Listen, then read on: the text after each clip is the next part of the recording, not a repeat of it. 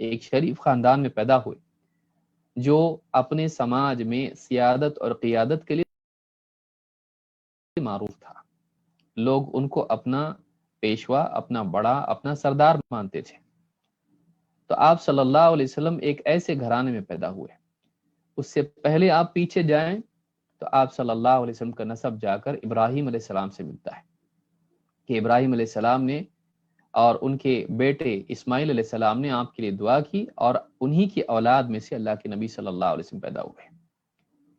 تو یہ بھی ایک بہت بڑی چیز ہے کہ اللہ نے آپ کو ایک بہترین نسب دیا اور اچھے گھر میں پیدا کیا تاکہ کوئی اعتراض نہ کرے آپ کی شخصیت پر اور اس طرح کی باتیں نہ کرے کہ دعوت میں آپ کی دعوت قبول کرنے میں رکاوٹ ہو، کیونکہ عربوں کے نزدیک نسب ایک بہت بڑی چیز تھی. نمبر 3، اللہ تعالیٰ نے رسول اکرم صلی اللہ علیہ وسلم کے بارے میں دیگر انبیاء سے میثاق لی. دوسرے نبیوں سے، تمام نبیوں سے اور رسولوں سے اللہ تعالیٰ نے اس بات کا عہد لیا کہ اگر محمد صلی اللہ علیہ وسلم ان کے دور میں مبعوث ہوئے تو وہ ضرور آپ صلی اللہ علیہ وسلم پر ایمان لائیں گے اور آپ کی مدد کریں گے. تو یہ بھی ایک بہت بڑا شرف ہے جو اللہ تعالیٰ نے رسول اکرم صلی اللہ علیہ وسلم کو عطا کیا کہ سارے نبیوں سے آپ کی نبوت کی اقرار اور آپ کی نصرت کا عہد اللہ نے لیا. نمبر 4، اللہ تعالیٰ نے پچھلی کتابوں میں آپ صلی اللہ علیہ وسلم کا تذکرہ کیا. آپ کی پیدائش سے پہلے، دنیا میں تشریف لانے سے پہلے، آپ کو نبی بنائے جانے سے پہلے اللہ تعالیٰ نے جو پچھلے نبیوں پر کتابیں نازل کی، خصوصاً تورات اور انجیل، اس میں اللہ تعالیٰ نے آپ کا تذکرہ کیا اور ہر زمانے میں نبی اپنی قوموں کو اس کی خوشخبری دیتے رہے. اسی لیے آپ نے فرمایا کہ آخری شخص، آخری نبی جس نے میری خوشخبری دی وہ عیسیٰ علیہ السلام ہے. تو آپ سے پہلے جو عیسیٰ علیہ السلام آئے ان کی نبوت اور رسالت کے مقاصد میں سے جہاں کئی اور چیزیں بھی مقصد تھیں، ایک مقصد یہ بھی تھا کہ وہ اس لیے دنیا میں تشریف لائیں، اس لیے رسول بنائے گئے، اس لیے مبعوث کیے گئے کہ وہ لوگوں کو محمد عربی صلی اللہ علیہ وسلم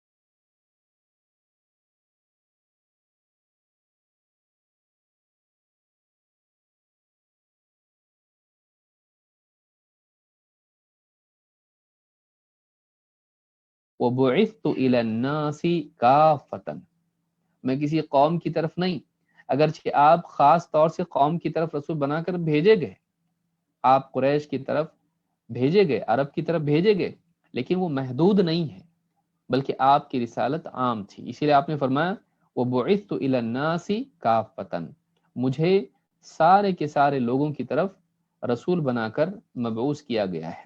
تو یہ حدیث بھی بتاتی ہے کہ پیارے رسول صلی اللہ علیہ وسلم کا مقام اور آپ کی شریعت، آپ کا دین، آپ کی تعلیمات ساری انسانیت کے لیے ہے، یہ بہت بڑا شرف ہے، اور خصوصاً اس میں مسلمانوں کے لیے ایک دعوتی تنبیہ ہے کہ وہ رسول صلی اللہ علیہ وسلم کی تعلیمات کو محدود نہ رکھیں اپنی ذات تک، بلکہ اس کو سارے لوگوں تک پہنچائیں تاکہ لوگ جانیں کہ محمد صلی اللہ علیہ وسلم کتنی اعلیٰ شخصیت تھے، اور آپ ان کے لیے بھی بنا کر بھیجے گئے ہیں رسول اور نبی۔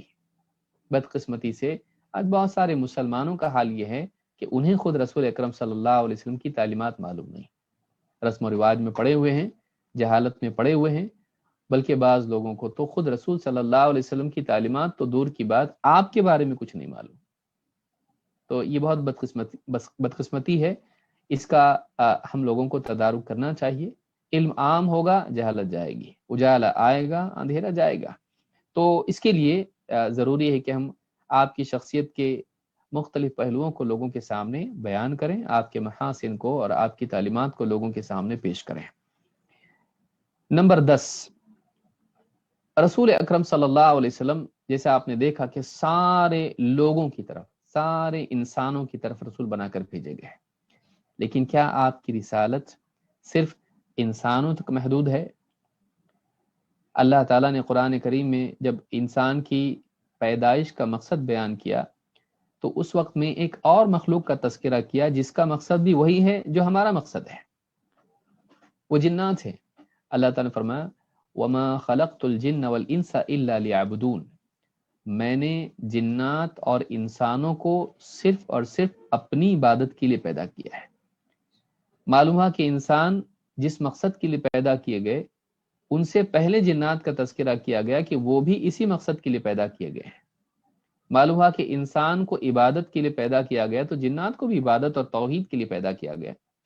سوال یہ پیدا ہوتا ہے کہ پھر جب انسان عبادت میں رہنمائی کا محتاج ہے تو جنات بھی تو ہیں، لہٰذا اللہ تعالیٰ نے جہاں انسانوں کے لیے محمد صلی اللہ علیہ وسلم کو رسول بنایا تاکہ انسان جانے کہ اللہ کی عبادت کیسے کرتے ہیں، تو اللہ تعالیٰ نے محمد عربی صلی اللہ علیہ وسلم کو جنات کی طرف بھی رسول بنا کر بھیجا تاکہ آپ انہیں بھی سکھائیں کہ اللہ کی عبادت کیسے کی جاتی ہے۔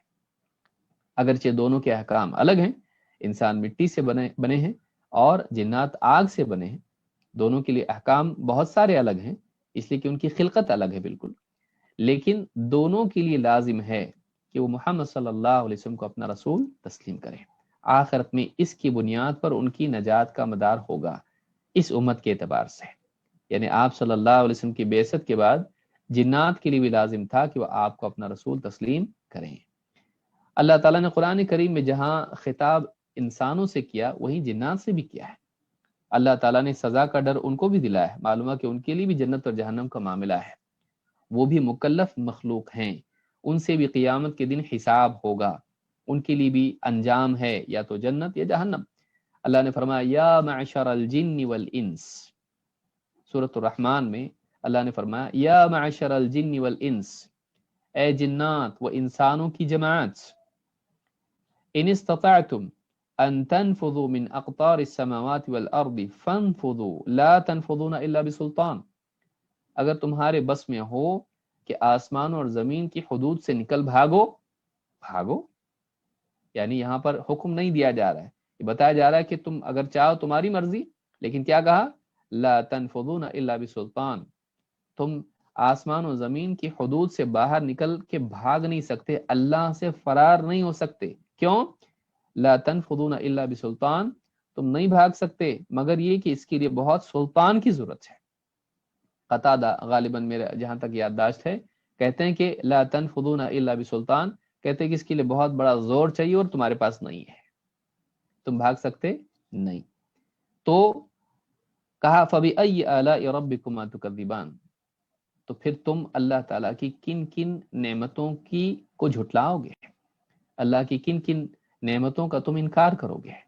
تو یہاں پر سورۃ الرحمن میں آیت نمبر 33 34 میں اللہ تعالیٰ نے جہاں انسانوں سے خطاب کیا وہیں جنات سے بھی۔ تو قرآن کا خطاب صرف انسانوں سے ہے؟ نہیں، قرآن کا خطاب جنات سے بھی ہے۔ قرآن لے کر کون آیا؟ محمد صلی اللہ علیہ وسلم۔ معلوم ہے کہ محمد صلی اللہ علیہ وسلم نہ صرف انسانوں کی طرف مبعوث کیے گئے بلکہ جنات کی طرف بھی آپ کی بعثت ہوئی، یعنی آپ انسانوں اور جنات دونوں کے لیے رسول بنا کر بھیجے گئے۔ مثال کے طور پر قرآن کریم میں ایک جگہ اللہ تعالیٰ نے جنات کا ذکر کیا ہے، کئی جگہ کیا ہے، لیکن ایک مقام ہم دیکھتے ہیں، اور اس مقام پر اللہ نے بتایا کہ جنات نے محمد صلی اللہ علیہ وسلم کی دعوت قرآن سنا اور جا کے اپنی قوم کو خبردار کیا۔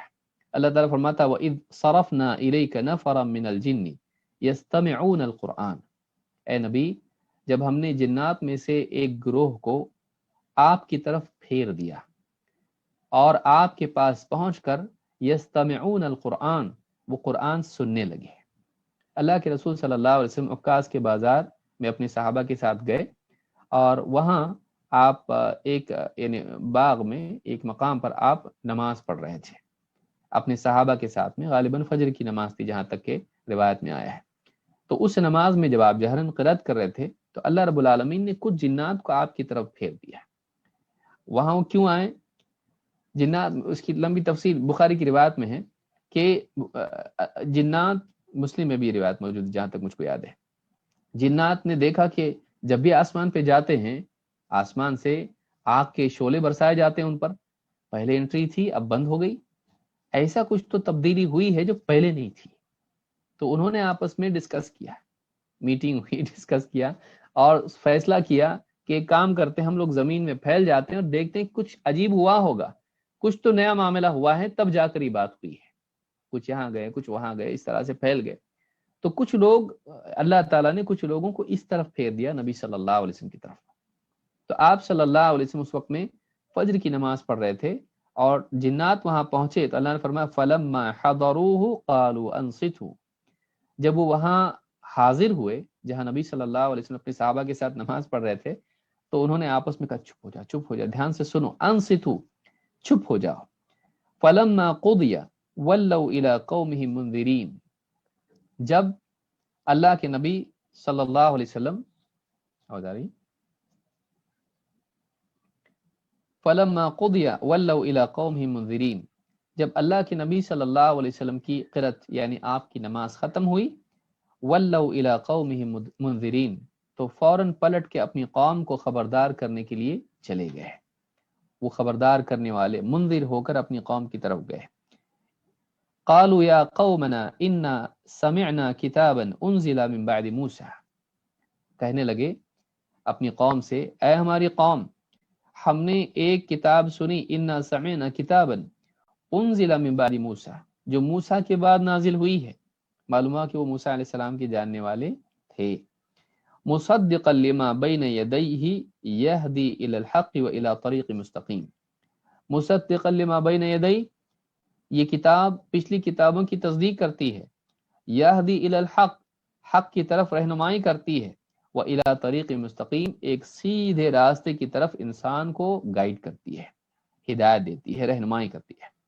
یا قومنا اجیبوا داعی اللہ، اے قوم، اے ہماری قوم، اللہ کے داعی کی دعوت کو قبول کرو، یعنی محمد صلی اللہ علیہ وسلم، وآمنوا بہ، اور ان پر ایمان لے آؤ، یغفر لکم من ذنوبکم، اگر تم آپ کی دعوت کو قبول کرو گے، آپ پر ایمان لاؤ گے تو اللہ تعالیٰ تمہارے گناہوں کی مغفرت فرمائے گا، ویجرکم من عذاب علیم، اور تمہیں ایک دردناک عذاب سے بچائے گا، ومن لا یجب داعی اللہ فلیس بمعجز فی الارض، اور جو اللہ کے داعی کی دعوت کو قبول نہ کرے تو اللہ فلیس بمعجز فی الارض، وہ زمین میں اللہ کو عاجز نہیں کر سکتا ہے، یعنی بھاگ نہیں سکتا اللہ تعالیٰ سے، فرار نہیں ہو سکتا اس کے عذاب سے۔ ولیس لہ من دونہ اولیاء، اور اللہ کے سوا اس کا کوئی مددگار بچانے والا ساتھی نہیں ہوگا۔ اولئک فی ضلال مبین، ایسے لوگ کھلی گمراہی میں ہیں۔ یہ سورہ الاحقاف آیت نمبر 29 سے 32 تک آپ پڑھتے چلے جائیں۔ اور اس کی تفسیر میں آپ سارا واقعہ دیکھ سکتے ہیں۔ یہاں آپ دیکھیں گے کہ جنات جا کر اپنی قوم کو خبردار کرنے لگے۔ علماء نے کہا کہ جنات میں رسول اور نبی نہیں ہوتے ہیں، جنات میں منذر ہوتے ہیں، خبردار کرنے والے ہیں۔ تو یہاں جیسے کہا کہ یعنی وَلَّوْا إِلَىٰ قَوْمِهِمْ مُنذِرِينَ، وہ اپنی قوم کو خبردار کرنے والے بن کے لوٹے، یعنی جیسے ہی قرآن انہوں نے سنا، دھیان سے سنا، فوراً ان کی بات سمجھ میں آ گئی اور وہ قرآن پر ایمان لے آئے، محمد صلی اللہ علیہ وسلم پر ایمان لے آئے۔ اس کی خبر رسول صلی اللہ علیہ وسلم کو بھی نہیں تھی، اللہ تعالیٰ نے آپ کو اس کی خبر دی، اور پھر وہ اپنی قوم کو جا کے ڈرانے لگے۔ اس میں جو بات ہے اس میں یہ کہ ایمان لے آؤ، اور اس کے بعد عذاب کی ان کو دھمکی بھی دی کہ اگر وَمَن لَّا يُجِبْ دَاعِيَ اللَّهِ فَلَيْسَ بِمُعْجِزٍ فِي الْأَرْضِ، جو اللہ کے داعی کی دعوت کو قبول نہ کرے وہ اللہ سے بھاگ نہیں سکتا ہے زمین میں، اللہ کو عاجز نہیں کر سکتا ہے۔ وَلَيْسَ لَهُ مِن دُونِهِ أَوْلِيَاءُ أُولَٰئِكَ فِي ضَلَالٍ مُّبِينٍ، اور اللہ کے سوا کوئی مددگار بھی اس کا نہیں ہوگا، اور کہا کہ یہ کھلی گمراہی میں۔ معلوم ہوا کہ جنات اس بات کو جانتے تھے کہ اللہ کے رسول صلی اللہ علیہ وسلم کی دعوت کو اگر وہ قبول نہ کریں تو وہ گمراہ ہیں۔ آیت میں کیا بتایا جا رہا ہے؟ اولئک فی ضلال مبین، تو وہ گمراہ ہیں۔ ظاہر بات ہے کہ گمراہی کا انجام کیا ہے؟ وکل ضلالۃ فی النار، گمراہی کا انجام جہنم ہے۔ تو یہ آیتیں ہم کو بتاتی ہیں کہ اللہ کے رسول صلی اللہ علیہ وسلم جنات کی طرف بھی رسول بنا کر بھیجے گئے۔ ایسے کئی مقامات ہیں جن میں آپ دیکھیے نصیبین کی جنات آپ کے پاس آئے اور آپ صلی اللہ علیہ وسلم سے دین سیکھا، آپ نے ان کو ایک یعنی روایت میں ترمذی وغیرہ کی روایت میں کہ آپ نے ان کو سورۃ الرحمن بھی پڑھ کے سنائی۔ تو کئی مقامات پر براہ راست بھی آپ کی گفتگو جنات سے ہوئی۔ تو آپ صلی اللہ علیہ وسلم کی فضیلت میں ایک بات یہ بھی ہے کہ آپ نہ صرف انسانوں کے لیے بلکہ آپ جنات کے لیے بھی رسول بنا کر بھیجے گئے۔ کئی روایت ہے، ورنہ بات طویل ہو جائے گی، اس لیے کہ ہم کو بہت ساری چیزیں اس میں کور کرنی ہیں۔ ابھی ہم 10ویں نقطے پر ہیں۔ نمبر 11، اللہ تعالیٰ نے آپ کو یہ شرف بھی عطا کیا کہ آپ کو سارے عالمین کے لیے رحمت بنا کر بھیجا۔ آپ کو اللہ تعالیٰ نے قرآن کریم میں رحمت للعالمین قرار دیا۔ اللہ تعالیٰ نے فرمایا وما ارسلناک الا رحمت للعالمین، سورہ الانبیاء آیت نمبر 107، کہ اے نبی ہم نے آپ کو سارے عالمین کے لیے رحمت ہی بنا کر بھیجا ہے۔ تو اللہ کے رسول صلی اللہ علیہ وسلم، عالمین سے مراد کون ہیں؟ ساری مخلوقات کے گروہ۔ عالمین کا لفظ کبھی تمام مخلوقات کے لیے آتا ہے، آسمان، زمین، پتھر، مٹی، پیڑ پودے، سب کچھ، ساری مخلوقات۔ جیسے فرعون نے پوچھا تھا وما رب العالمین، تو موسیٰ علیہ السلام نے آسمان و زمین سب کچھ کہا تھا، آسمان زمین ان کے درمیان سب کچھ۔ کبھی عالمین کا جو لفظ ہے یہ مخلوقات کے گروہ کے لیے آتا ہے، پرندے اور جانور، چوپائے، مچھلیاں، انسان، جنات، ان کے لیے آتا ہے۔ کبھی عالمین کا لفظ جو ہے یہ جنات اور انسانوں کے لیے آتا ہے۔ تو ہر اعتبار سے جتنی جاندار مخلوقات ہیں ان تمام کے لیے آپ رحمت تھے، نہ صرف جن و انس کے لیے بلکہ جانداروں کے لیے، جانوروں کے لیے بھی۔ جیسے آپ دیکھیں یعنی تبارک الذی نزل الفرقان علی عبدہ لیکون للعالمین نذیرا، اللہ تعالیٰ نے کیا فرمایا کہ بڑی برکتوں والا ہے وہ رب اللہ جس نے اپنے بندے پر قرآن نازل کیا تاکہ آپ سارے عالمین کے لیے نذیر ہو جائیں، خبردار کرنے والے ہوں۔ ظاہر بات ہے آپ جانوروں کو خبردار کرنے کے لیے نہیں آئے تھے، آپ جنات اور انسانوں کو خبردار کرنے کے لیے آئے تھے، کیونکہ جنت اور جہنم کا معاملہ صرف انہی کے ساتھ جڑا ہوا ہے، دیگر مخلوقات کے ساتھ نہیں۔ تو اس طرح سے تینوں کے لیے بھی عالمین آتا ہے۔ تو آپ کے بارے میں اللہ نے فرمایا وما ارسلناک الا رحمتا للعالمین، جنات اور انسانوں کے لیے آپ رحمت ہیں، لیکن آپ رحمت ہیں جانداروں کے لیے بھی، کیونکہ آپ کی شریعت کی وجہ سے ان کے لیے بھی رحمت کے دروازے کھلتے ہیں۔ جب انسان اور جنات دین پر چلتے ہیں، بارش وقت پر ہوتی ہے، خیر اللہ کی طرف سے آتی ہے، اس سے فائدہ چوپایوں کو بھی ہوتا ہے، مچھلیوں کو بھی ہوتا ہے، سارے جانداروں کو، پرندوں کو بھی ہوتا ہے۔ اسی طرح سے آپ کی شریعت پر جب، دین پر جب لوگ عمل کرتے ہیں تو پھر مخلوق پر رحم کرنے والے بھی ہوتے ہیں۔ ارحموا من فی الارض یرحمکم من فی السماء، تو بالواسطہ بھی آپ کا دین اور آپ کی تعلیمات لوگوں کے لیے رحمت، اور خود آپ بھی لوگوں کے لیے رحمت تھے، جانداروں کے لیے بھی آپ رحمت تھے۔ اسی لیے اللہ تعالیٰ نے سارے عالمین کے لیے آپ کو رحمت بنا کر بھیجا ہے۔ اللہ کے نبی صلی اللہ علیہ وسلم نے خود بھی اپنے بارے میں فرمایا انما انا رحمت مہداہ۔ ابن سعد نے اس کو روایت کیا، اور اسی طرح سے امام حاکم نے بھی، اور صحیح الجامع الصغیر حدیث نمبر 2345 پر شیخ الالبانی نے اس کو صحیح کہا ہے۔ انما انا رحمت مہداہ، میں اللہ کی طرف سے بطور تحفہ تمہارے لیے رحمت ہوں۔ اللہ تعالیٰ نے مجھے تمہارے لیے رحمت بنا کر بطور تحفہ عطا کیا ہے۔ مہدہ کے ہدیے میں دینا، تو رسول صلی اللہ علیہ وسلم اللہ رب العالمین کا تحفہ ہے ہمارے لیے۔ اس گفٹ کی ہم کتنی قدر کرتے ہیں، اس اعتبار سے ہم قابل قدر قرار پاتے ہیں۔ یعنی ہماری قدر کیسے ہوگی؟ ہمارے نسب کی وجہ سے، ہماری خوبصورتی کی وجہ سے، ہماری صحت کی وجہ سے، ہماری ڈگری کی وجہ سے، ہمارے پیسوں کی وجہ سے۔ ہماری قدر اس بنیاد پر ہے کہ ہم اللہ کے اس نعمت کی کتنی قدر کرتے ہیں، محمد صلی اللہ علیہ وسلم کی۔ اگر ہم اس نعمت کی قدر نہیں کرتے ہیں، اللہ ہم سب کی حفاظت فرمائے، تو ہم بھی بے قدر ہیں، ہم بھی قابل قدر نہیں ہوں گے۔ لہٰذا ہماری ذلت کے اسباب میں سے ایک سبب یہ بھی ہے کہ ہم رسول اکرم صلی اللہ علیہ وسلم کی شخصیت، آپ کی تعلیمات، آپ کے لائے ہوئے دین کی ویسی قدر نہ کریں جیسی کرنی چاہیے، جن میں توحید سر فہرست ہے۔ وما قدر اللہ حق قدرہ۔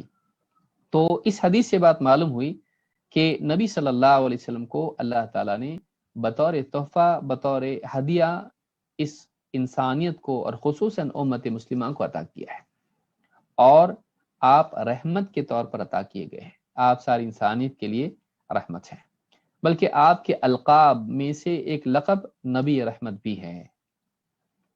امام مسلم نے ایک حدیث نقل کی ہے، ابو موسیٰ اشعری رضی اللہ تعالیٰ فرماتے ہیں کان رسول اللہ صلی اللہ علیہ وسلم یسمی لنا نفسہ اسماء، اللہ کے رسول صلی اللہ علیہ وسلم ہمیں اپنے نام بتایا کرتے تھے۔ یسمی لنا نفسہ اسماء، کہ آپ کے جو نام ہیں ہم کو بتاتے تھے۔ فقال انا محمد واحمد والمقفی والحاشر ونبی التوبہ ونبی الرحمہ۔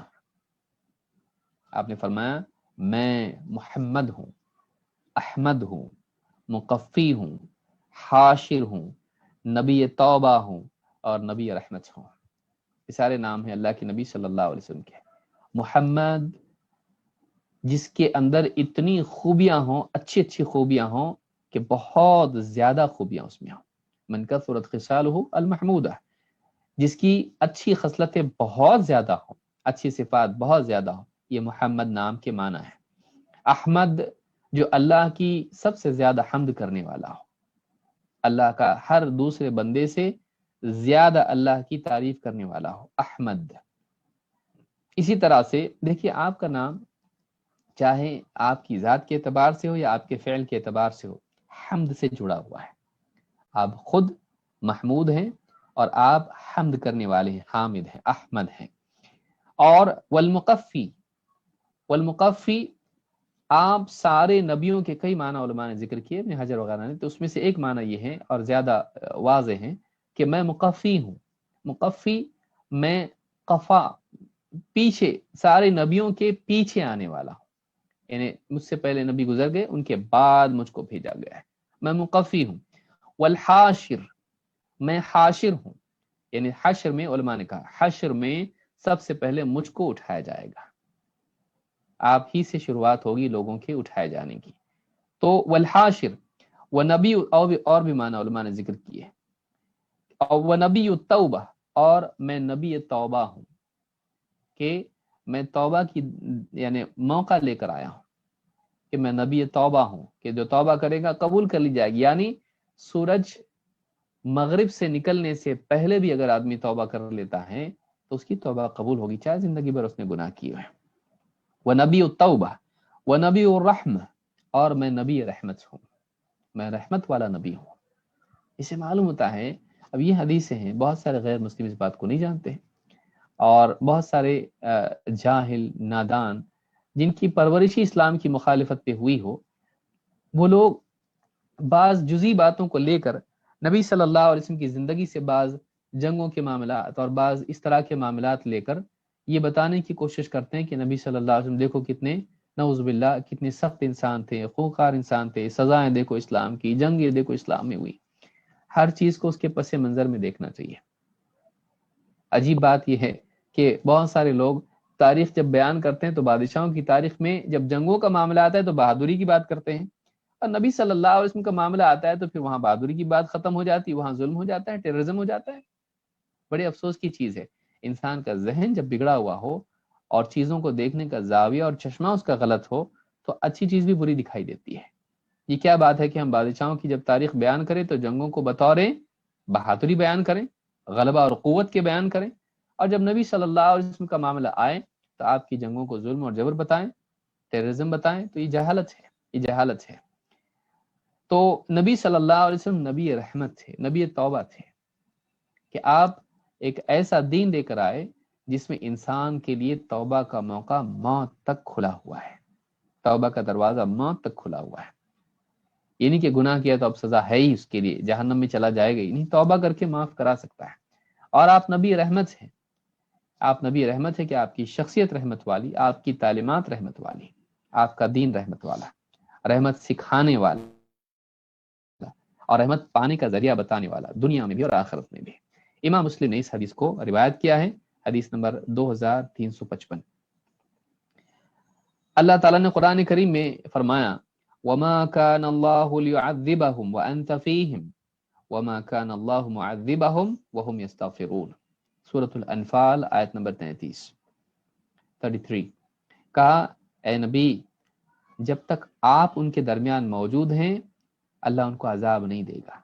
وَمَا كَانَ اللَّهُ لِيُعَذِّبَهُمْ وَأَنْتَ فِيهِمْ، آپ ان کے درمیان ہیں، اللہ تعالیٰ عذاب سے سب کو ہلاک کر دے نہیں کرے گا اللہ ایسا جب تک آپ ہیں۔ یعنی نبی صلی اللہ علیہ وسلم کا ہونا بھی لوگوں کے لیے ایک زندگی کے لیے امان تھی۔ وَمَا كَانَ اللَّهُ لِيُعَذِّبَهُمْ وَأَنْتَ فِيهِمْ وَمَا كَانَ اللَّهُ مُعَذِّبَهُمْ وَهُمْ يَسْتَغْفِرُونَ، اور اللہ تعالیٰ انہیں عذاب نہیں دے گا اگر وہ اللہ سے، جب تک وہ اللہ سے استغفار کرتے رہے۔ یہ اللہ کی رحمت ہے کہ اللہ تعالیٰ نے نبی رحمت ہم کو عطا کیا ہے کہ آپ کی شخصیت جب تک ہے آپ لوگوں کے لیے عذاب سے گویا کہ امان ہیں، آپ کی تعلیمات بھی اور آپ کی شخصیت بھی۔ اسی طرح سے اللہ تعالیٰ نے فرمایا لَقَدْ جَاءَكُمْ رَسُولٌ مِّنْ أَنفُسِكُمْ عَزِيزٌ عَلَيْهِ مَا عَنِتُّمْ حَرِيصٌ عَلَيْكُمْ بِالْمُؤْمِنِينَ رَءُوفٌ رَحِيمٌ، سورۃ التوبہ آیت نمبر 28۔ اللہ نے فرمایا لَقَدْ جَاءَكُمْ رَسُولٌ مِّنْ أَنفُسِكُمْ، لو تمہارے پاس تمہیں میں سے ایک رسول آ گیا، تمہیں میں سے تمہارے پاس ایک رسول آ گیا، عزیز علیہ ما عنتم، تمہاری تکلیف، تمہاری تنگی، پریشانی، تمہارے مسائل اس کے لیے بڑے گراں ہیں، رسول پر بڑے بھاری ہیں۔ تم کو تکلیف ہو تو رسول کو تکلیف ہوتی ہے۔ اب دیکھیے اللہ کے رسول صلی اللہ علیہ وسلم فرماتے ہیں میں نماز، میرا ارادہ ہوتا ہے کہ نماز لمبی کروں، لیکن پھر پیچھے سے مجھے کسی بچے کے رونے کی آواز سنائی دیتی ہے تو میں اپنی نماز کو مختصر کر لیتا ہوں، اس وجہ سے کہ یعنی اس ڈر سے کہ کہیں نماز کا طویل ہونا بچے کی ماں کے لیے مشقت کا ذریعہ نہ بنے۔ عزیز علیہ ما عنتم، تمہاری پریشانی، تمہاری تکلیف اس پر بڑی بھاری ہے، رسول کے لیے تکلیف ہے وہ خود۔ اور حریص علیکم، تمہاری تکلیف اس پر بھاری ہے لیکن اسی کے ساتھ تمہاری خیر کا وہ بڑا حریص ہے، تم جنت میں چلے جاؤ، تمہارے لیے اللہ کی طرف سے رخصت آ جائے، تمہارے لیے اللہ کی نعمتوں کے دروازے، رحمت کے دروازے کھل جائیں، حریص علیکم، تمہاری ہدایت کا، تمہاری نجات کا بڑا حریص ہے۔ بالمؤمنین رؤوف الرحیم، اور خصوصاً ایمان والوں کے لیے تو بڑا رأفت والا، شفقت والا اور رحم والا ہے۔ ایسے رسول ہیں کہ جو ایمان والوں کے لیے رؤوف الرحیم ہے، رأفت والے، نرمی والے اور رحمت والے۔ تو یہ سورہ توبہ کی آیت نمبر 128 ہے جس میں اللہ تعالیٰ نے خود آپ کے بارے میں کہا کہ ایمان والوں کے لیے خصوصی طور پر آپ رحیم ہیں۔ تو یہ 11واں نقطہ تھا، باب تھا، جس میں اللہ تعالیٰ نے بتایا کہ آپ صلی اللہ علیہ وسلم نبی رحمت ہیں۔ نمبر 12، اللہ تعالیٰ نے آپ کو خاتم النبیین بنایا، آپ سارے نبیوں کے خاتم ہیں، آپ آخری نبی ہیں، آپ کے بعد کوئی نبی نہیں۔ اللہ تعالیٰ قرآن کریم میں فرماتا ہے ما كان محمد ابا احد من رجالکم ولكن رسول اللہ وخاتم النبیین، سورۃ الاحزاب آیت نمبر 40۔ فرمایا محمد صلی اللہ علیہ وسلم تم میں سے کسی مرد کے باپ نہیں ہیں۔ جیسے زید ابن حارثہ کا معاملہ تھا، انہیں آپ نے گویا کہ جیسے ہمارے ہاں منہ بلا بیٹا بنا لیتے ہیں، تو ایسا آپ نے ان کو گویا کہ اپنا بیٹا ہی بنا دیا تھا، اور لوگوں میں معروف تھے کہ زید ابن حارثہ جو ہے محمد صلی اللہ علیہ وسلم کے بیٹے ہیں، کہ آپ نے ان کو بیٹا بنا لیا ہے۔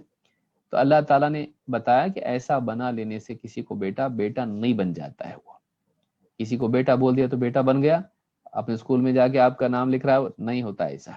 کسی کو بیٹا بولنے سے، بنا لینے سے وہ نہیں بنتا ہے، نسب رہتا ہے، وہ اس کا ہی بیٹا رہے گا جس کا واقعی نسب سے باپ ہے۔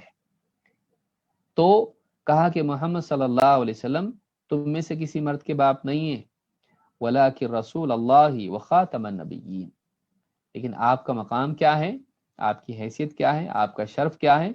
آپ اللہ کے رسول ہیں اور سارے نبیوں کے خاتم ہیں، سارے نبیوں کا سلسلہ ختم کرنے والے ہیں۔ آپ گویا کہ مہر ہیں، جب کسی چیز کی تکمیل ہو جاتی ہے تو مہر لگائی جاتی ہے۔ بادشاہ کیا کرتا ہے، پہلے زمانوں میں بھی کیا ہوتا تھا، پورا خط اور اپنا فرمان جاری کیا، پورا فرمان لکھنے کے بعد اس پر سیل لگا دی جاتی ہے، ختم، بات ہو گئی، اب پہنچاؤ اس کو۔ تو اختتام پر مہر لگائی جاتی ہے۔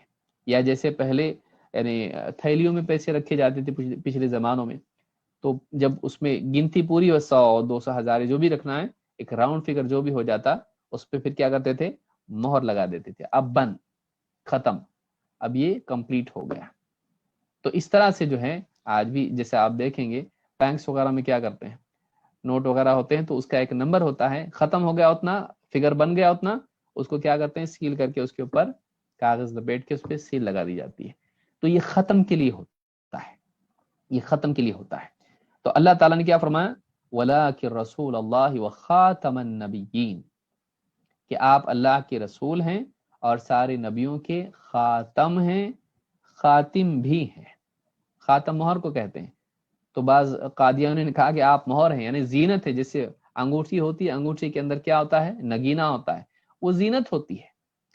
زینت تو ہیں ہی، آپ پہلے سے ہی تھے، لیکن اسی کے ساتھ ساتھ آپ خاتم اور خاتم دونوں ہیں، آپ مہر بھی ہیں اور آپ نبیوں کا سلسلہ ختم کرنے والے بھی ہیں، آپ کے بعد کوئی نبی نہیں۔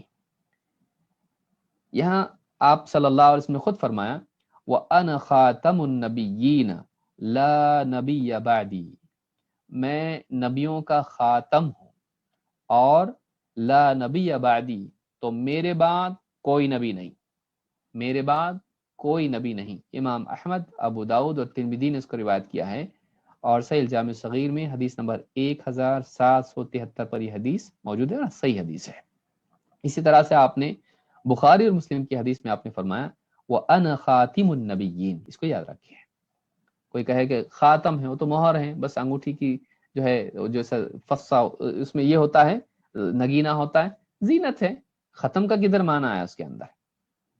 تو یہاں آپ دیکھیں گے نبی صلی اللہ علیہ وسلم نے فرمایا وَأَنَا خَاتِمُ النَّبِيِّينَ، میں خاتم النبیین ہوں۔ خاتم تو اب سمجھ میں آ گیا، ختم کرنے والے کو خاتم کہتے ہیں۔ اس کو امام البخاری اور مسلم دونوں نے روایت کیا ہے۔ بخاری حدیث نمبر 3535، 3535، اس کو یاد رکھیے، تو قادیانی کے لیے آپ کو کام آئے گی حدیث 3535 کتاب المناقب میں، اور مسلم میں بھی حدیث موجود ہے، کتاب الفضائل میں ہے۔ تو ان دونوں حدیثوں سے بات معلوم ہوئی کہ آپ خاتم النبیین ہیں، آپ خاتم النبیین ہیں۔ کوئی کہہ سکتا ہے کہ یہاں پر رسولوں کی خاتم نہیں ہوئے، اب صرف نبیوں کے ہیں۔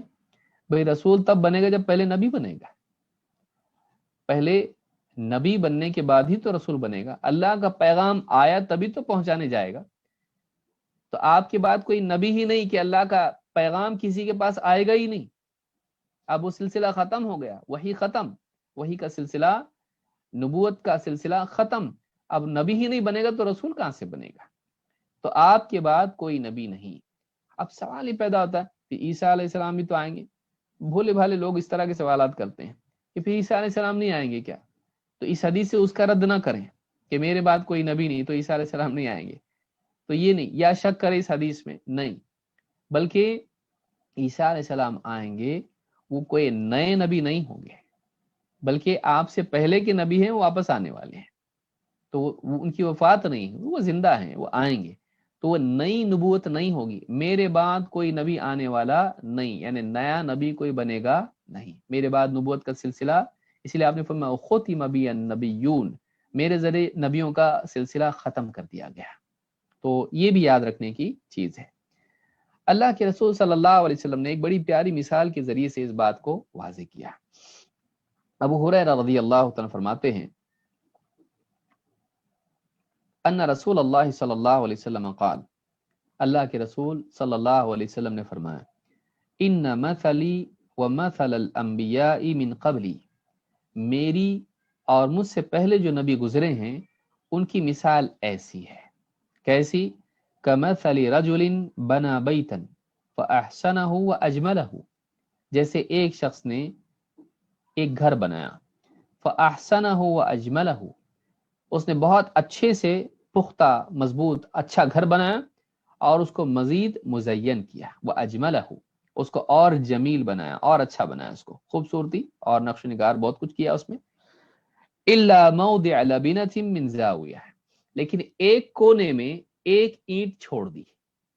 پورا گھر بنایا پرفیکٹ، ایک دم خوبصورت، ایک دم پختہ مضبوط، لیکن پوری بلڈنگ میں اس نے کیا کیا، اس گھر میں ایک اینٹ کی جگہ خالی رکھ دی، ایک اینٹ خالی، اینٹ ہی نہیں رکھی ادھر.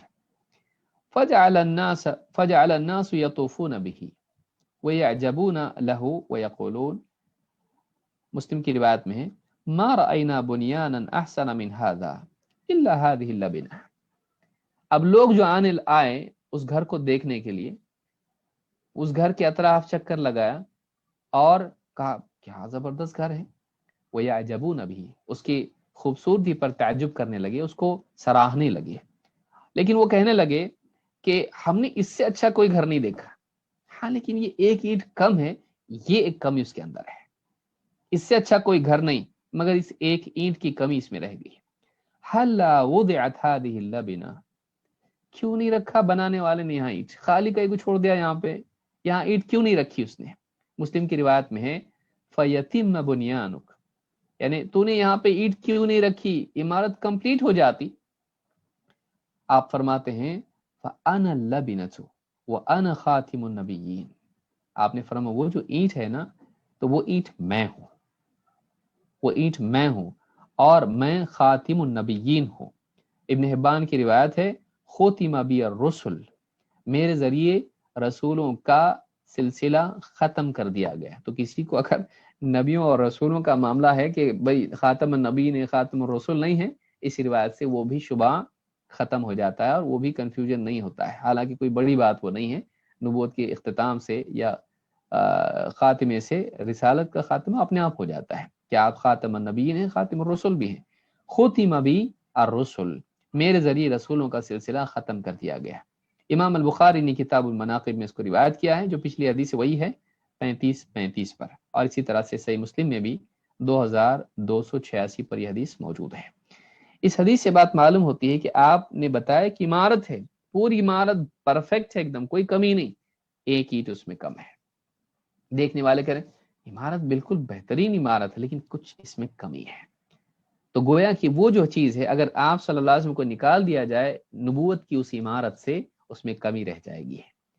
تو آپ صلی اللہ علیہ وسلم جو ہیں اس یعنی عمارت کو مکمل کرنے والے ہیں. آپ صلی اللہ علیہ وسلم اس عمارت کو مکمل کرنے والے ہیں، اس خلا کو پر کرنے والے ہیں. اللہ تعالیٰ نے آپ کے ذریعے سے اپنے دین کو مکمل کر دیا، اور آپ صلی اللہ علیہ وسلم کو اللہ تعالیٰ نے خاتم النبیین اور خاتم الرسل بنا کر بھیجا. تو آپ آخری نبی، آپ کے بعد کوئی نبی نہیں. جو آئیں گے وہ جھوٹے ہوں گے، جو آئیں گے مرزا غلام احمد قادیانی یا اس کے علاوہ بھی جتنے تاریخ میں گزرے ہیں، ایک نہیں ہے، وہ پوری فوج ہے. اللہ کے نبی صلی اللہ علیہ وسلم نے فرمایا لا تقوم الساعة حتى يبعث دجالون كذابون قریب من 30. آپ نے فرمایا قیامت قائم نہیں ہوگی جب تک کہ دجال کذاب کھڑے نہ ہوں، دجال اور کذاب کھڑے نہ ہوں، قریب من 30 جو تقریباً 30 کے برابر ہوں گے، یعنی 30 کے قریب ہوں گے، 1 2 3 4 30، 30 جھوٹے آئیں گے جو کیا کریں گے، کلہم یزعم انہ رسول اللہ، ان میں سے ہر ایک اس بات کا دعویٰ کرے گا کہ میں اللہ کا رسول ہوں۔ وہ کیا کہے گا؟ میں اللہ کا رسول ہوں۔ امام البخاری نے کتاب الفتن میں 7121 پر اس کو روایت کیا، اور صحیح مسلم میں بھی حدیث 157 نمبر پر موجود ہے، الفاظ مسلم کے ہیں۔ اس حدیث سے بات معلوم ہوتی ہے کہ نبی صلی اللہ علیہ وسلم کے بعد نبوت کا دعویٰ کرنے والے ہوں گے، لیکن وہ کون ہوں گے؟ دجال کذاب۔ تو معلوم ہے کہ جو بھی آپ کے بعد نبی اور رسول ہونے کا دعویٰ کرے وہ کذاب ہے، جھوٹا، پرلے درجے کا جھوٹا، اور دجال ہے۔ دجال دجل کے معنی تلبیس اور دھوکے کے ہوتے ہیں، وہ دھوکے باز ہے، لوگوں کو دھوکا دیتا ہے اور جھوٹا ہے۔ تو اس حدیث سے بات معلوم ہوتی ہے۔ تو 12ویں بات یہ ہم کو معلوم ہوئی کہ نبی صلی اللہ علیہ وسلم کے فضائل میں سے یہ ہے کہ آپ خاتم النبیین ہیں، اور آپ اس نبوت کی عمارت کی وہ اینٹ ہیں جو اس عمارت کو مکمل کرتی ہے۔ اگر وہ نہ ہو تو لوگ کہیں گے اس میں کچھ کمی ہے، تاکہ مکمل ہو جاتی اگر یہاں ہوتا تو آپ صلی اللہ علیہ وسلم کا شرف اللہ نے اس حدیث کے ذریعے سے بیان کیا ہے۔ آگے بڑھتے ہیں۔ نمبر 13، اللہ کے نبی صلی اللہ علیہ وسلم کا ایک اختصاص، ایک خصوصیت یہ بھی ہے کہ آپ نبی امی ہیں۔ آپ ایک امی نبی ہیں۔ امی جو پڑھا لکھا نہ ہو۔ امی، اس کو امی کیوں کہتے ہیں؟ اس لیے کہ ماں کے پیٹ سے جب پیدا ہوتا ہے بچہ تو کچھ بھی نہیں جانتا ہے۔ اللہ نے فرمایا واللہ بہت سارے معنی لوگوں نے بیان کیے ہیں، ام القریٰ کی طرف نسبت ہے یا فلاں، جو زیادہ راجح قول اس میں یہ ہے، امی اس کو کہتے ہیں جو اس اصل حالت پر ہوتا ہے جس پر ایک بچہ پیدا ہوتا ہے، جو ماں کی گود میں ہوتا ہے، تو ام کی طرف اس کی نسبت ہے ماں، امی، ماں کے پیٹ سے۔ کیوں؟ قرآن میں کیا فرمایا؟ واللہ اخرجکم من بطون امہاتکم لا تعلمون شیئا، اللہ تعالیٰ نے تمہیں ماں کے پیٹ سے اس حال میں نکالا کہ تم کچھ بھی نہیں جانتے تھے۔ تو پڑھنا لکھنا جو نہیں جانتا ہے وہ اس کو کیا کہتے ہیں؟ امی، جس کی نسبت ماں کی طرف کی جاتی ہے۔ تو اللہ کے نبی صلی اللہ علیہ وسلم پڑھے لکھے نہیں تھے، اسی لیے جب جبریل آئے اور آپ سے کہا اقرا، پہلی مرتبہ پہلی وحی غار حرا میں، تو کہا کہ اقرا، آپ نے کیا کہا؟ ما انا بقارئ، میں پڑھتا نہیں، میں پڑھا لکھا نہیں ہوں، مجھے پڑھنا نہیں آتا ہے، ما انا، میں قاری نہیں ہوں، مجھے پڑھنا نہیں آتا ہے۔ تو یہ جو چیز ہے آپ کو اللہ نے امی بنایا۔ امی عیب ہے کیا؟ تھوڑی دیر میں ہم دیکھیں گے وہ خوبی ہے یا عیب ہے، اور کمال ہے یا کیا ہے، آپ کے لیے کیا ہے وہ۔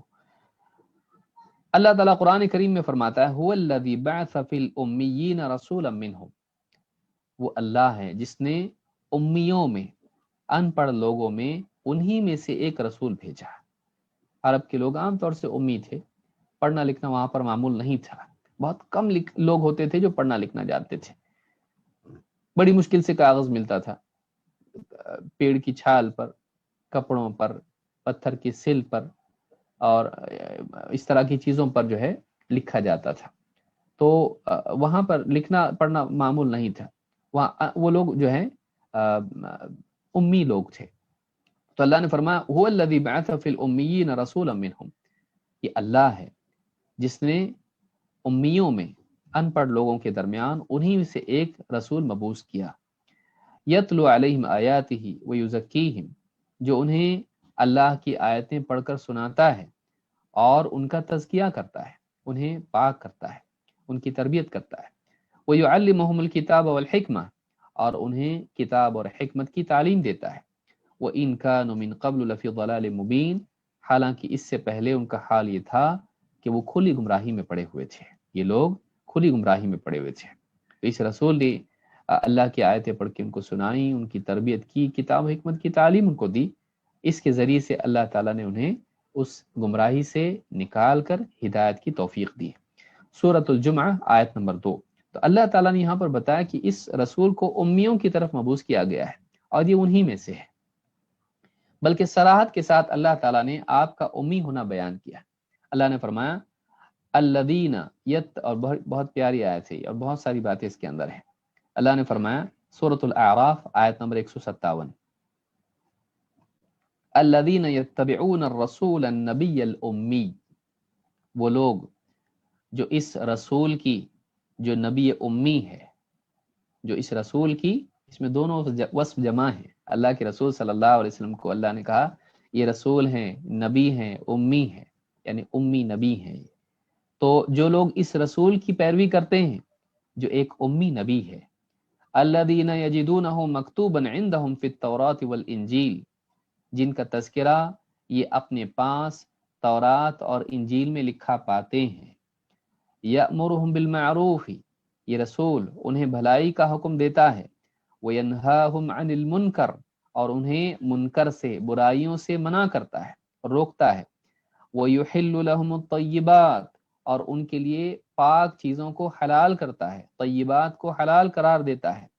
ویحرم علیہم الخبائث، اور خبیث چیزیں ان کے لیے حرام قرار دیتا ہے. وَيَضَعُ عَنْهُمْ إِصْرَهُمْ وَالْأَغْلَالَ الَّتِي كَانَتْ عَلَيْهِمْ، اور ان پر وہ اسر اور وہ اغلال، وہ بوجھ اور وہ طوق جو ان کے گلے میں پڑے ہوئے تھے، انہیں ان پر سے نکال کر ہٹاتا ہے. ابن تیمیہ رحمۃ اللہ علیہ فرماتے ہیں اسر جو ہے کہتے ہیں فَسَمَّاهَا آثَارًا وَأَغْلَالًا وَالْآثَارُ فِي الْإِيجَابِ وَالْأَغْلَالُ فِي التَّحْرِيمِ، کہ جو سختیاں اور مشکلیں جو تھیں پچھلی شریعتوں میں، اللہ نے جو احکام ان کو کرنے کے دیے تھے ان میں بڑی سختی تھی، اور جن چیزوں سے منع کیا تھا ان کا معاملہ بھی بڑا تنگ تھا. تو وہ جو حکم تھے، واجبات جو تھے اللہ کی طرف سے پچھلی امتوں پر، گویا کہ وہ ایک بوجھ تھے، اس کو اٹھا کے چلنا مشکل تھا. تو کیا ہوئے؟ بوجھ، اسر بوجھ، اور اغلال طوق، وہ حد بندی ہوتی ہے، تنگی اس میں ہوتی ہے. تو جو محرمات تھی وہ بڑی تنگی کا معاملہ ان کے اندر تھا. تو کہا کہ ان پر سے یہ پچھلے یعنی واجبات کے بوجھ اور محرمات کے طوق ان کے گلوں سے ہٹاتا ہے. التی کانت علیہم، جو ان پر پہلے سے تھے. فالذین، اس لیے کہ یہاں پہ جو ہے کتاب کے ضمن میں آ رہا ہے کہ جو کتاب میں لکھا پاتے ہیں انہی لوگوں کے تناظر میں بات ہو رہی ہے. فالذین آمنوا بہ وعزروہ ونصروہ، لہذا جو لوگ اس رسول پر ایمان لے آئیں اور اس رسول کی تعظیم کریں، عزروہ، یا اس رسول کا دفاع کریں، عزروہ عزرا، ونصروہ، اور اس رسول کی نصرت کریں، مدد کریں، اس کا ڈیفنس کریں، اس کی حفاظت کریں، اور اس رسول کی دعوت میں اس کا تعاون کریں، مدد کریں. واتبعوا النور الذی انزل معہ، اور اس نور کی پیروی کریں جو اس رسول کے ساتھ نازل ہوا ہے. اولئک هم المفلحون، تو یہی لوگ ہیں جو کامیاب ہونے والے ہیں. تو کامیابی کے لیے اللہ نے بتایا رسول پر ایمان لانا، رسول کی تعظیم و تکریم کرنا، اس کی عزت کی حفاظت کرنا، رسول کی دعوت میں اور رسول کی شخصیت کی مدد کرنا، اور اس نور کی اتباع کرنا جو رسول کے ساتھ نازل ہوا ہے، قرآن، اور قرآن کا فہم، وحی اللہ کی طرف سے. تو یہی لوگ ہیں جو کامیاب ہونے والے ہیں.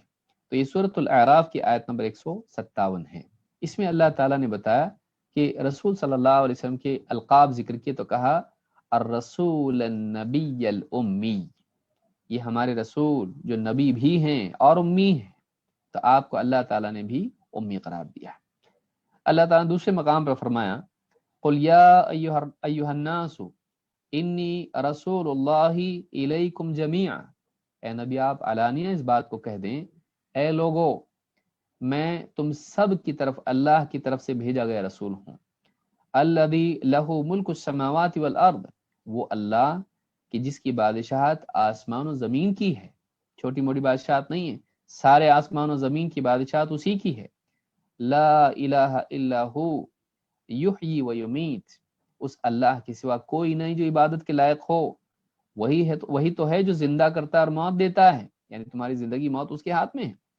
فآمنوا باللہ، تو ایمان لے آؤ اللہ پر، ورسولہ النبی الامی، اور اس کے رسول پر جو نبی ہے، امی ہے. اللہ نے کیا فرمایا؟ فآمنوا باللہ ورسولہ النبی الامی، تو ایمان لے آؤ اللہ پر اور ایمان لے آؤ اس کے رسول پر جو ایک امی نبی ہے. الذی یؤمن باللہ وکلماتہ، ایک ایسا نبی، ایک ایسا رسول جو خود بھی اللہ پر اور اللہ کے کلمات پر، یعنی اللہ تعالیٰ کی وحی اور اس کی آیات پر ایمان لاتا ہے. واتبعوہ لعلکم تہتدون، تم اس رسول کی اتباع کرو تاکہ تمہیں ہدایت نصیب ہو. ایمان بھی لاؤ اور اتباع بھی کرو. ہدایت پانے کے لیے ضروری ہے کہ ایک انسان رسول اکرم صلی اللہ علیہ وسلم کی ساری باتوں پر ایمان لے آئے، آپ نے جو بھی بتایا اس پر ایمان لائے. دو، آپ کی شخصیت اور آپ کی تعلیمات کی پیروی کرے. یہ دو چیزیں جب آدمی کرتا ہے تبھی وہ ہدایت یافتہ قرار پاتا ہے. لعلکم تہتدون، تاکہ تم ہدایت پاؤ. تو اس آیت میں بھی اللہ تعالیٰ نے محمد عربی صلی اللہ علیہ وسلم کو نبی امی قرار دیا. امی ہونا، ان پڑھ ہونا خوبی ہے یا عیب ہے؟ ہمارے سماج میں ان پڑھ ہونے کو برا مانا جاتا ہے، اور یعنی ظاہر بات ہے لٹریسی ایک اچھی چیز ہے. خود اللہ تعالیٰ نے قلم کی قسم کھائی، والقلم وما یسطرون، قسم قلم کی اور اس کی جس کو لکھ رہے ہیں. یا اللہ تعالیٰ نے قرآن کریم کو کتاب بنا جو لکھی ہوئی ہے، پڑھنے کے لیے بنا. اور اسی طرح سے آپ دیکھیں گے کہ لکھنا ایک اچھی چیز، سب سے پہلی چیز اللہ نے پیدا کی، اول شیء خلق اللہ القلم، سب سے پہلی چیز اللہ نے پیدا کی قلم. پھر اللہ نے محمد صلی اللہ علیہ وسلم کو امی کیوں رکھا؟ اچھی ہے کہ بری؟ دیکھیے، ایک ہوتا ہے پڑھا لکھا ہونا اور ایک ہوتا ہے علم والا ہونا. پڑھنا لکھنا علم کا ذریعہ ہے. پڑھنا لکھنا علم کا لینے دینے کا اور سنبھالنے کا، حفاظت کا ذریعہ ہے. اللہ تعالیٰ نے قلم کے بغیر آپ کو علم دیا، پڑھے بغیر آپ کو علم دیا، اور آپ کے علم کو قلم کے ذریعے محفوظ کرنا اللہ نے خود ذمہ اس کا لیا. آپ کے سینے میں اللہ تعالیٰ نے علم کو جمع کر دیا، تو حفاظت علم کا اللہ نے ذمہ لے لیا. تو جو ذریعہ ہے اس کی ضرورت آپ کو نہیں ہے. ہم قرآن کریم حفظ کرتے ہیں، دیکھتے ہیں، پڑھتے ہیں، اس کو یاد کرتے ہیں، سینے میں جمع ہوتا ہے، یاد ہو جاتا ہے، اس کو پڑھنا پڑتا ہے. کسی اور تک پہنچانا ہے یا اس کو سیو کرنا ہے، لکھ کے محفوظ کر لیتے، بھائی یہ پوائنٹ بہت اہم ہے، اس کو لکھ لو، بعد میں بھول جاؤں گا. تو اس کی حفاظت کے لیے قلم استعمال کرتے ہیں. لکھنا حفاظت علم کے لیے ہوتا ہے یا اشاعت علم کے لیے ہوتا ہے. پڑھنا طلب علم کے لیے ہوتا ہے، اس کے لیے علم سیکھنے کے لیے ہوتا ہے. اللہ تعالیٰ نے رسول اکرم صلی اللہ علیہ وسلم کو اس سے مستغنی کر دیا. ہمارے لیے تو ضروری ہے کیونکہ ہمارے پاس دائرے کو ایسا ذریعہ نہیں ہے، لیکن رسول صلی اللہ علیہ وسلم کو اس کی ضرورت نہیں تھی. اللہ تعالیٰ نے آپ کے سینے میں براہ راست پڑھے لکھے بغیر آپ کو علم دے دیا. آگے اس کا تذکرہ انشاءاللہ آئے گا. لیکن ایک اور حکمت اس میں ہے کہ آپ امی کیوں تھے. ایک بہت بڑی تہمت جو ہمیشہ سے اہل کتاب آپ پر لگاتے رہے ہیں، اور بہت سارے لوگوں کو ڈاؤٹ آج بھی ہوتا ہے، وہ کیا ہے کہ نبی صلی اللہ علیہ وسلم نے پچھلی کتابوں سے کاپی کر لیا. یہ پورا قرآن، یہ پورا دین، یہ پورا سارا اسلام جو ہے یہ کاپیڈ ہے. کہاں سے؟ تورات اور انجیل سے، بائبل سے لیا گیا ہے. اور بہت سارے پچھلے جو مسیحی لوگ ہوا کرتے تھے وہ اسی کا یعنی اسی کی تہمت نبی صلی اللہ علیہ وسلم پر لگاتے رہے ہیں کہ ہو سکتا ہے انہوں نے ورقہ سے سنا ہوا ہوگا، ہو سکتا ہے انہوں نے وہ سفر کیا تھا شام کو وہاں سے سنا ہوگا، اور کتنے سارے یہودی اور عیسائی مدینہ میں تھے، ہو سکتا ہے محمد صلی اللہ علیہ وسلم نے ان سے ہی لیا ہوگا. possibility is not a proof، امکان دلیل نہیں ہوتا ہے کہ ہو سکتا ہے تو مطلب ہو گیا، ایسا نہیں ہوتا ہے نا. تو اللہ تعالیٰ نے قرآن کریم میں بتایا کہ آپ امی کیوں پڑھنا لکھنا نہیں. اللہ نے فرمایا قرآن کریم میں سورۃ العنکبوت آیت نمبر 48، وَمَا كُنْتَ تَتْلُو مِنْ قَبْلِهِ مِنْ كِتَابٍ وَلَا تَخُطُّهُ بِيَمِينِكَ إِذًا لَارْتَابَ الْمُبْطِلُونَ. اے نبی، اس سے پہلے آپ کبھی کوئی کتاب پڑھنے والوں میں سے نہیں تھے، آپ کتاب نہیں پڑھتے تھے. ہمیشہ سے آپ کا معاملہ رہا ہے کہ آپ اس سے پہلے کبھی کوئی کتاب پڑھنے والے نہیں تھے. وَلَا تَخُطُّهُ بِيَمِينِكَ، اور کبھی آپ اپنے دائیں ہاتھ سے لکھتے نہیں تھے. وَلَا تَخُطُّهُ بِيَمِينِكَ، کسی کتاب کو آپ اپنے ہاتھ سے نہیں لکھتے تھے. اذن اگر ایسا ہوتا لرتاب المبتلون، جھوٹی باتیں گھڑنے والے شک میں پڑ جاتے، باطل کی پیروی کرنے والے شک میں پڑ جاتے۔ یعنی اللہ تعالیٰ نے آپ کو امی رکھا، اور اس زمانے میں ایسا نہیں تھا جیسا آج کل ساری اویلیبل کتابیں ہوتی ہیں، خاص خاص لوگوں کے پاس نسخے ہوتے تھے جس میں وہ لکھ کے رکھتے تھے، ہاتھ سے لکھا جاتا تھا، کاغذ مشکل سے ملتا تھا۔ خاص خاص لوگوں کے پاس تورات اور انجیل کی کاپیز ہوا کرتی تھی، وہ ہر ایک کے لیے اویلیبل نہیں تھی جیسے آج بہت ساری کتابیں اویلیبل ہوتی ہیں۔ تو اللہ نے فرمایا کہ نبی آپ تو پڑھنے والوں میں سے نہیں تھے، نہ لکھتے تھے، آپ جا کے دیکھا، ہاں دکھاؤ ذرا تمہارا بائبل، لکھ لیتا ہوں، تو آپ تو پڑھے لکھے تھے ہی نہیں، تو پھر وہ ساری باتیں آپ بتا رہے ہیں وہ کہاں سے آئیں؟ تو یہ قرینہ تھا اور ایک دلیل تھی اس بات کی کہ آپ صلی اللہ علیہ وسلم امی ہونے کے باوجود وہ ساری باتیں بیان کرتے ہیں جن کو اہل کتاب نے اپنی کتابوں میں چھپا کے رکھا ہے، چھپا کے رکھا ہے، لوگوں سے چھپاتے تھے وہ۔ تو ان کے چھپانے کے باوجود وہ باتیں آپ کو کیسے معلوم پڑی جبکہ آپ پڑھتے بھی نہیں تھے؟ تو یہ ایک ایسی چیز تھی کہ اتنا بڑا قرآن، اتنی ساری آیتیں، اتنی صورتیں، ہم کو محنت کرنے کے باوجود بھی ہم یاد نہیں کر پاتے ہیں، لیکن رسول اکرم صلی اللہ علیہ وسلم پورا قرآن آپ کے سینے میں جمع تھا، پورا قرآن آپ کے سینے میں جمع تھا، آگے وہ آئے گا انشاءاللہ۔ تو یہ جو، اور آپ نماز پڑھاتے تھے لوگوں کو، اور اس قرآن کو آپ دیکھیے کیسا قرآن ہے، اللہ تعالیٰ نے آپ کے سینے میں اس کو جمع کر دیا۔ تو آپ پڑھے لکھے نہ ہونے کے باوجود بھی آپ کے سینے میں قرآن جمع ہو گیا، اور وہ سارے واقعات پچھلے نبیوں کی جو تورات اور انجیل میں موجود ہیں۔ اور عجیب بات یہ ہے کہ وہ سارے ڈسٹورشنز، وہ ساری تحریفات جو انہوں نے تورات اور انجیل میں کی ہیں نبیوں کے معاملے میں خاص طور سے، اور باقی تو بہت ساری چیزیں ہیں، خرافات جمع کر دی اس میں، نبیوں کے تعلق سے بہت ساری غلط بیانیاں اس کے اندر ہیں، نبیوں کی شخصیتوں کو مجروح کیا گیا ہے، قرآن میں آپ کو کہیں بھی وہ نہیں ملے گا۔ اتنی پیاری ایڈیٹنگ ایک ان پڑھ انسان کرے، ہوتا ایسا نہیں ہوتا ایسا۔ آپ دیکھیے بائبل میں موٹی موٹی مثال بتاتا ہوں میں، بائبل میں ہے کہ خداوند نے، گاڈ نے 6 دن میں آسمان و زمین کو پیدا کیا اور 7ویں دن آرام کیا اور ریفریش ہوا، and was refreshed۔ قرآن میں اللہ نے کیا فرمایا؟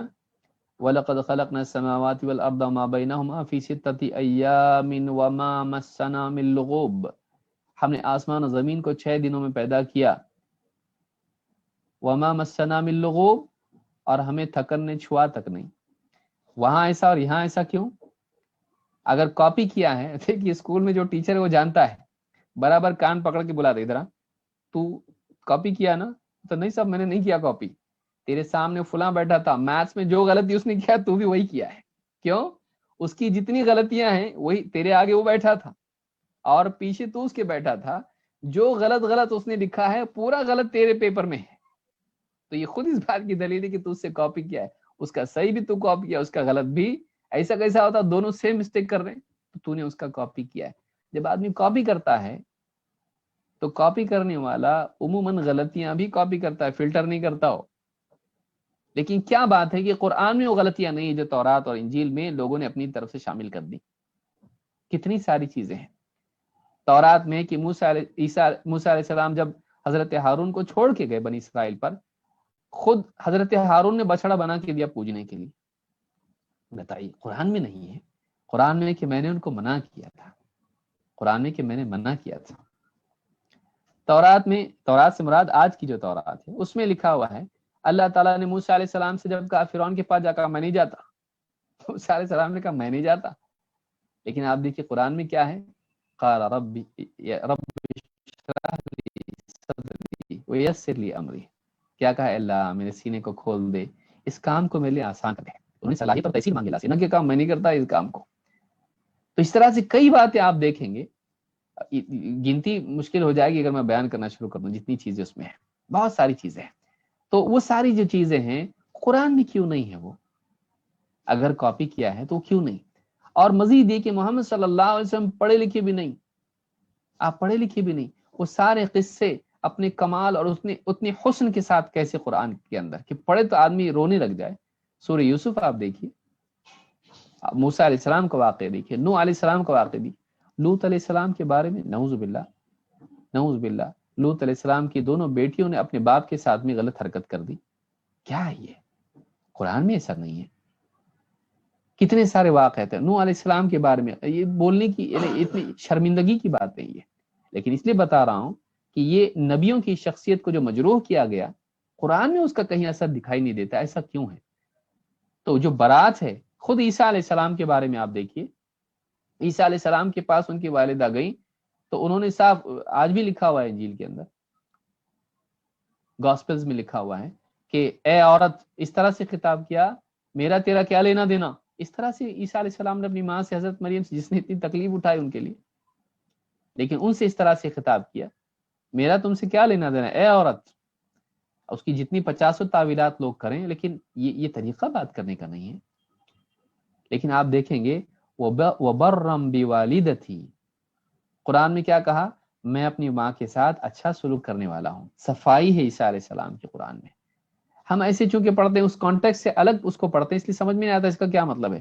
یہ کیوں؟ وہ آپ اس کے ساتھ جوڑ کے جب پڑھتا ہے آدمی تو سمجھ میں آتا ہے. اچھا، قرآن میں وضاحت اس بات کی کہ ایسے نہیں تھے، وہ ماں کے ساتھ اچھا سلوک کرنے والوں میں سے تھے. تو اللہ تعالیٰ نے محمد صلی اللہ علیہ وسلم کو امی بنایا، اور آپ صلی اللہ علیہ وسلم ایک امی نبی اور رسول تھے. اور اللہ تعالیٰ نے آپ کو ایسا اس لیے رکھا تاکہ آپ پر الزام لگانا مشکل ہو جائے. کوئی لگا بھی سکتا ہے زبردستی، جتنا ضدی کا کیا علاج ہے؟ اگر آسمان نیچے اور زمین اوپر بول دے آدمی، کون اس کو بھی کون سمجھا سکتا ہے اس کو؟ رات کو اجالا کہے، دن کہے، اور دن کو اندھیرا رات کہے، تو کوئی منع نہیں کر سکتا اس کو. لیکن حقیقت پسند انسان جب غور کرتا ہے تو واقعی وہ دیکھتا ہے کہ ایک امی انسان ہو کر بھی وہ ساری باتیں اور ان غلطیوں سے پاک بیان کرنا، اس بات کی دلیل ہے کہ آپ نے کاپی نہیں کیا، بلکہ آپ کو اللہ نے یہ دیا ہے. یہ اللہ کی طرف سے نازل ہوا ہے. انصاف کے ساتھ سننے والا واقعی صحیح نتیجے تک پہنچتا ہے. تو بہت سارے غیر مسلم یہ بات جانتے نہیں کہ محمد صلی اللہ علیہ وسلم امی تھے. جب معلوم ہوتا ہے تو تعجب ہوتا ہے کہ ہاں امی تھے، بلکہ بعض مسلمانوں کو بھی شاید معلوم نہ ہو. تو یہ ساری چیزیں معلوم ہونی چاہیے مسلمان کو. تو بہرحال نمبر 13 تھا. نمبر 14، اللہ تعالیٰ نے آپ صلی اللہ علیہ وسلم کو تمام نبیوں پر مقدم رکھا. آپ سارے نبیوں کے امام تھے. آئیے اس کو ہم دیکھتے ہیں. یہ بھی آپ کی فضیلت ہے کہ آپ سید الانبیاء ہیں، سید ولد آدم ہیں، اور اللہ تعالیٰ نے آپ کو دوسرے نبیوں پر مقدم رکھا ہے. اللہ نے فرمایا انا اوحینا الیک کما اوحینا الی نوح والنبیین من بعدہ. اے نبی، ہم نے آپ کی طرف وحی کی ویسے ہی جیسے ہم نے نوح کی طرف کی اور ان کے بعد جتنے نبی تھے ان کی طرف. یہاں آپ دیکھیں اور کئی نبیوں کا اللہ نے ذکر کیا ہے، اس کو بھی دیکھ لیتے ہیں. وَأَوْحَيْنَا إِلَىٰ إِبْرَاهِيمَ وَإِسْمَاعِيلَ وَإِسْحَاقَ وَيَعْقُوبَ وَالْأَسْبَاط. اور ہم نے وحی کی ابراہیم کی طرف، اسماعیل کی طرف، اسحاق کی طرف، یعقوب کی طرف، اور اسباط کی طرف. اسباط بنی یعقوب. وعیسیٰ وایوب ویونس وہارون وسلیمان. اور عیسیٰ کی طرف، ایوب کی طرف، یونس کی طرف، ہارون کی طرف، سلیمان کی طرف وحی کی. وآتینا داود زبورا. اور ہم نے داود کو زبور عطا کی. ورسلا قد قصصناہم علیک من قبل ورسلا لم نقصصهم علیک. اور اے نبی، ہم نے اس سے پہلے جو رسول تھے ان کا قصہ آپ سے بیان کیا ہے. یعنی اس سے پہلے آپ کے سامنے، آپ کے پاس رسولوں کے قصے بیان کیے ہیں، اور ہم نے بعض رسولوں کے قصے آپ کو بیان نہیں کیے، بعض رسولوں کا تذکر آپ سے نہیں کیا. وَكَلَّمَ اللَّهُ مُوسَى تَكْلِيمًا. اور اللہ تعالیٰ نے موسیٰ سے کلام کیا خود. رُسُلًا مُبَشِّرِينَ وَمُنذِرِينَ لِئَلَّا يَكُونَ لِلنَّاسِ عَلَى اللَّهِ حُجَّةٌ بَعْدَ الرُّسُلِ. ہم نے رسول بھیجے خوشخبریاں سنانے والے، خبردار کرنے والے، ڈرانے والے بنا کر. اس لیے بھیجے تاکہ رسولوں کے آ جانے کے بعد لوگوں کے پاس اللہ کے مقابلے میں کوئی حجت اور کوئی عذر باقی نہ رہے، بہانہ باقی نہ رہے کہ ہمارے پاس کوئی آیا نہیں. آ گئے. وَكَانَ اللَّهُ عَزِيزًا حَكِيمًا. اور یقیناً اللہ تعالیٰ بڑا عزیز، زبردست، غلبے والا ہے، حکیم ہے، حکمت والا ہے. یہاں آپ دیکھیں گے اتنے سارے نبیوں کی طرف اللہ نے وحی کی، ان کا تذکرہ کیا، لیکن سب سے پہلے کیا کہا؟ انا اوحینا الیک، اے نبی ہم نے آپ کی طرف وحی کی، ویسے ہی جیسے آپ سے پہلے ان سارے نبیوں اور رسولوں کی طرف وحی کی، جن میں سب سے پہلے نوح علیہ السلام کا ذکر کیا، جو کہ سب سے پہلے رسول ہے۔ تو یہاں پر آپ دیکھیں گے کہ اللہ تعالیٰ نے ان تمام نبیوں پر تذکرے میں آپ کو مقدم رکھا، آپ کا تذکرہ ان سب سے پہلے کیا ہے۔ یہ سورہ نساء کی آیت نمبر 163 سے 165 تک ہے۔ اسی طرح سے آپ دیکھیں اللہ تعالیٰ نے نبیوں سے میثاق اور عہد لیا۔ اللہ نے فرمایا وَإِذْ أَخَذْنَا مِنَ النَّبِيِّينَ مِيثَاقَهُمْ وَمِنْكَ وَمِن نُوحٍ وَإِبْرَاهِيمَ وَمُوسَى وَعِيسَى ابْنِ مَرْيَمَ وَأَخَذْنَا مِنْهُمْ مِيثَاقًا غَلِيظًا، سورۃ الاحزاب آیت نمبر 7۔ اللہ تعالیٰ فرماتا ہے اور جب اللہ تعالیٰ نے نبیوں سے ان کی میثاق لی، نبیوں سے عہد لیا، پکا وعدہ لیا، عہد لیا، کیا عہد تھا؟ اللہ کی عبادت کرنے کا، اور لوگوں کو اللہ کی عبادت کی طرف بلانے کا، اور آپس میں ایک دوسرے پر ایمان لانے کا، نبیوں پر، اور ایک دوسرے کا تعاون کرنے کا، نصرت کرنے کا۔ تو یہ باقی بندوں سے الگ میثاق تھی۔ جب آدم علیہ السلام کی ذریت کو اللہ نے پیدا کیا اور ان سے میثاق لی، اسی وقت میں نبیوں سے بھی میثاق لی گئی تھی۔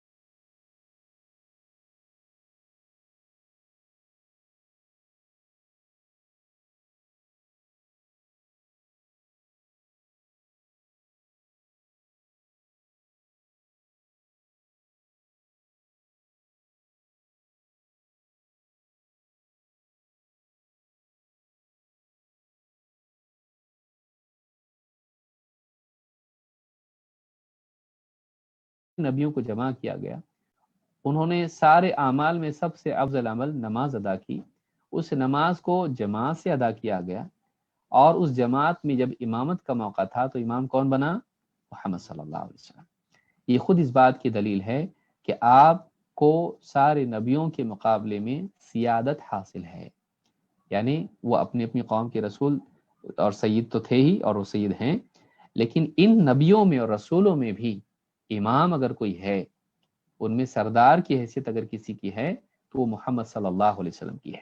یہ شرف اللہ رب العالمین نے محمد صلی اللہ علیہ وسلم کو دیا، آپ کا تذکرہ دوسرے نبیوں پر مقدم رکھا، اور جب نماز جیسی افضل ترین عبادت کا وقت آیا تو ایسی جگہ پر، اب دیکھیے غور کیجئے، بیت المقدس جو ہے وہ نبیوں کا گھر ہے، سارے جتنے پچھلے نبی آئے ادھر ہی آتے رہے، ان کے یہاں جا کے ان کے امام بنے۔ قاعدہ کیا ہوتا ہے کہ کسی کی یعنی کسی مسجد میں اگر کوئی امام ہوتا ہے، آپ وہاں نماز پڑھتے ہیں تو اس کی امامت میں آپ کو پڑھنا ہے، کیونکہ اس کی مسجد اصول یہ ہے کہ جس مسجد کا امام وہ امام بنے، الا یہ کہ وہ دوسرے کو بنائے، لیکن اصول یہ ہے کہ مسجد کا امام زیادہ حقدار، اس کی اجازت کے بغیر کوئی امام نہیں بن سکتا، اس امام کی اجازت کے بغیر کوئی دوسرا وہاں امام بن سکتا ہے نہیں۔ تو ان کے یہاں جا کے، ان کی مسجد میں جا کر وہاں ان کے امام بنے، یہ بہت بڑا شرف ہے اللہ کی طرف سے کہ آپ اتنے بڑے ہیں، آپ کا مقام اتنا اونچا ہے کہ ان کے یہاں بھی آپ امام بنیں گے۔ یہ نہیں کہ وہ آگے بڑھیں گے، آپ پیچھے چلو بھائی ان کا علاقہ ہے، ان کے یہاں یہ امام، ان کی مسجد ہے، یہاں یہ امام بنیں گے، نہیں، وہاں جا کے بھی آپ نے امامت کی۔ تو یہ آپ کا شرف ہے جو اللہ رب العالمین نے آپ کو عطا کیا، اور یہ ہمارے لیے بھی غور کی چیز ہے کہ اللہ کے نبی صلی اللہ علیہ وسلم کی کتنی قدر ہم کو کرنا چاہیے۔ میں سمجھتا ہوں آج کے لیے اتنا کافی ہے، انشاءاللہ مزید باتیں اگلے درس میں ہم دیکھیں گے۔ یہ تقریباً آدھا حصہ ہمارا ہو گیا اور مزید آدھا حصہ ہمارا باقی ہے۔ اللہ تعالی ہم سب کو پیارے رسول صلی اللہ علیہ وسلم کی قدر کرنے کی توفیق عطا فرمائے، اور قرآن و سنت کا گہرا علم حاصل کرنے کی توفیق عطا فرمائے۔ اقول هذا واستغفر الله لي ولكم۔